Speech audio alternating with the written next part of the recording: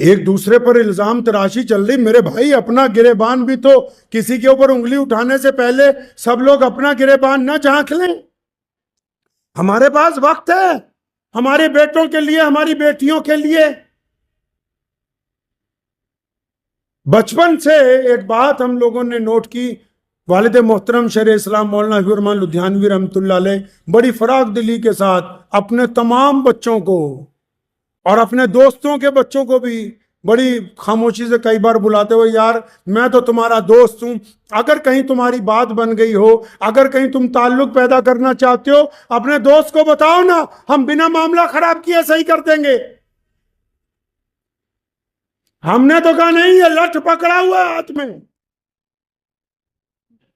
जो बाद में लकीर पीटने के काम आएगा। हम नहीं सुनते किसी की। हमने तो कहा इल्जाम तराशी करेंगे।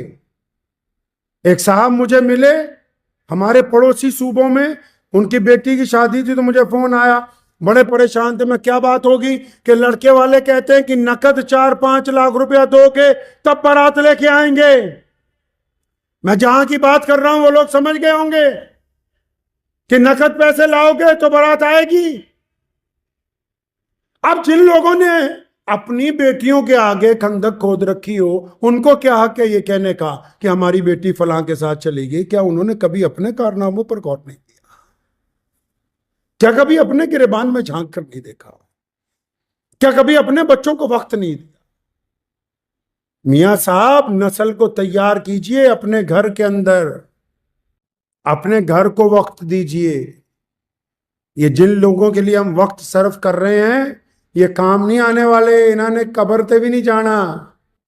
आपके मरने के बाद ना, जिन लोगों के लिए वक्त लगाते हो ना, इन्होंने कब्र पे भी नहीं जाना आपकी। कौन जाएगा कब्र पे? कौन जाएगा आपकी कब्र पे? आपका बेटा, आपकी बेटी, आपका भाई,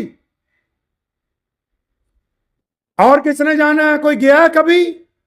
आप बताओ छाती पे हाथ रख के, क्या कभी अपने किसी बचपन की यार के दोस्त की कब्र पे गए?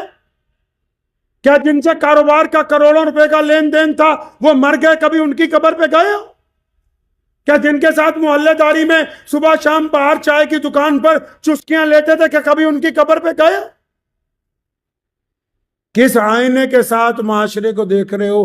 प्यारे नबी हजरत मोहम्मद रसूलुल्लाह ने ये इतना बड़ा दीन कायनात को दिया। आज इस्लाम दुनिया का सबसे बड़ा मजहब है। क्यों?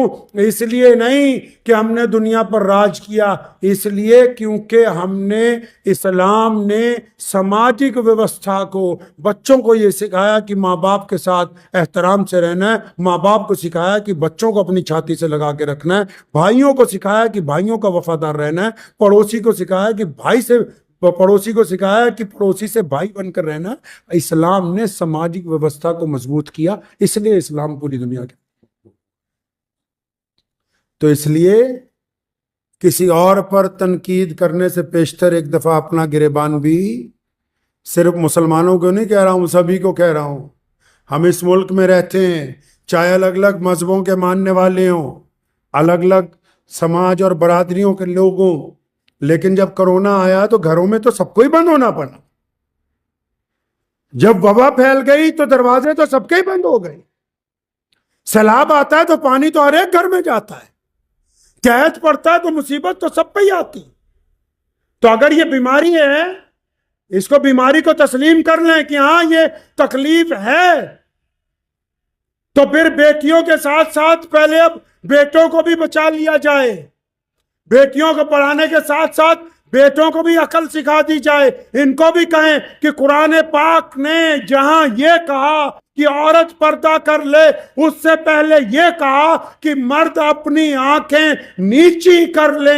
आपको ये इख्तियार नहीं दिया गया कि आप किसी की बेटी के ऊपर जिना की निगाह डालें। इस्लाम ने आपको ये इख्तियार।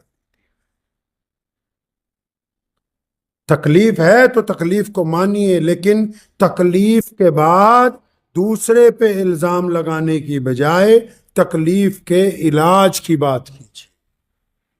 वापिस अपने घर की तरफ पलटिए, अपनी तरफ आइए। सब पता है, घर में बच्चे का जब मिजाज बदलता है, बेटी का जब मिजाज बदलना शुरू होता है, मां को पता लग जाता है। कौन कहता है? हमारे पास बहुत सारे मुकदमात आते हैं, कौन कहता है कि पता नहीं लगता। माँ को एक दिन में पता लग जाता है कि बेटे का क्या मिजाज बदल गया, बेटी का क्या मिजाज बदल गया। फिर भी अगर औलाद की कोताहियों पे आप पर्दा डाल के आंखें बंद करना चाहते हैं तो फिर आमने सामने एक दूसरी कौमों को कसूरवाद मत ठहराइए, फिर तो कसूर बंदे का अपना ही है। तो उम्मीद है कि इंशाअल्लाह ताला हम लोग और बाकी लोग भी जो इस मुल्क में अलग अलग तरीके से रहते हैं, एक दफा हम अपने बेटों की तरफ, अपनी बेटियों की तरफ मोहब्बत की निगाह से, दुनिया में ताकत से कुछ नहीं जीता जा सकता, प्यार के साथ तमाम मसाइल का हल किया जा सकता है। तो एक दफा फिर हम लोग अपने घर की तरफ मुतवज्जो हों, बीमारी है या नहीं है, हमें अपना अपना शेड्यूल जो हमारा सारा दिन का तरीका है उसको पहले चेक करना है।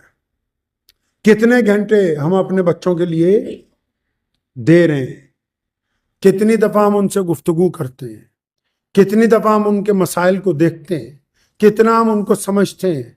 सिर्फ मोहब्बत होना काफी नहीं है औलाद से, मोहब्बत के तकाज़ों को पूरा करना भी निहायत ज़रूरी है। दुआ कीजिए कि अल्लाह ताला मुझे भी और आप सबको इस पे अमल की तौफीक अता फरमाए। व आखिर दावाना अनिल हम्दुलिल्लाहि रब्बिल आलमीन।